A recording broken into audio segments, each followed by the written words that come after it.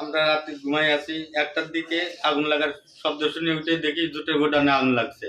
লাগার পরে আমরা সবাই উৎপার করে বাড়াইছি, আগুনটা ছড়াই পড়ছে। ফায়ার সার্ভিসে কল দিছি, আসতে আসতে এর মধ্যে মানে পুরা বাড়িটা আগুন জ্বলছে গেছে গা।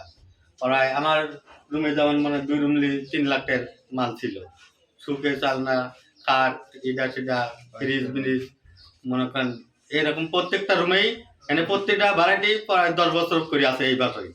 হ্যাঁ, প্রত্যেকটার ভাড়াটি এই পরিমাণেই মাল সামানা কম বেশি ছিল, বেকারি এরকম ক্ষতি হয়েছে।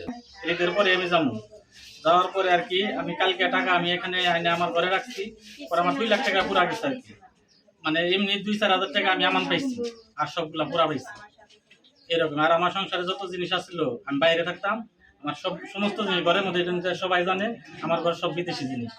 একটা হাড়ি পাত্র থেকে নিয়ে ওগুলো আমার বিদেশি আসছিল, ঠিক আছে। তো আমার সবগুলা ইয়ে হয়ে গেছে।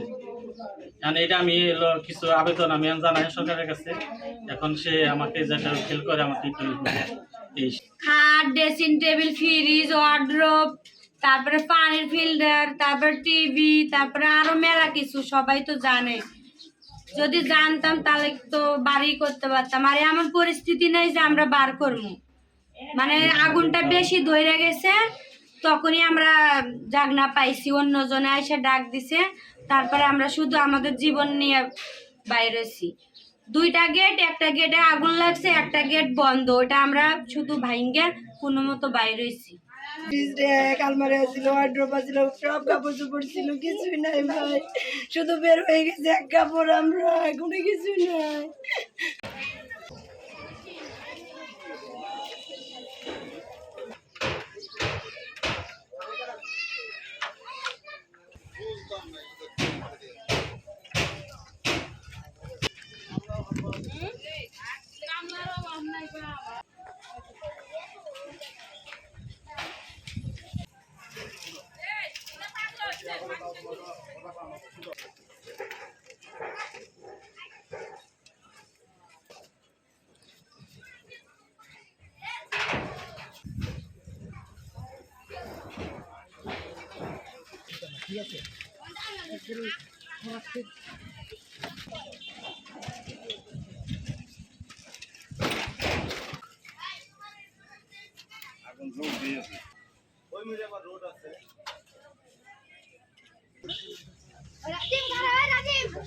ওইখান থেকে দেখা যায় যে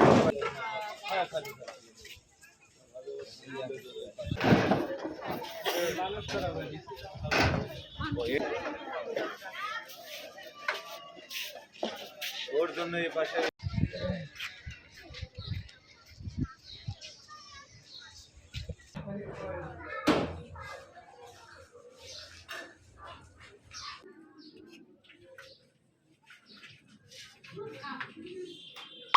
ক্ষতিগ্রস্ত সিলাই, ওয়ার্ডরোব, শোকেস, সেলাই মেশিন।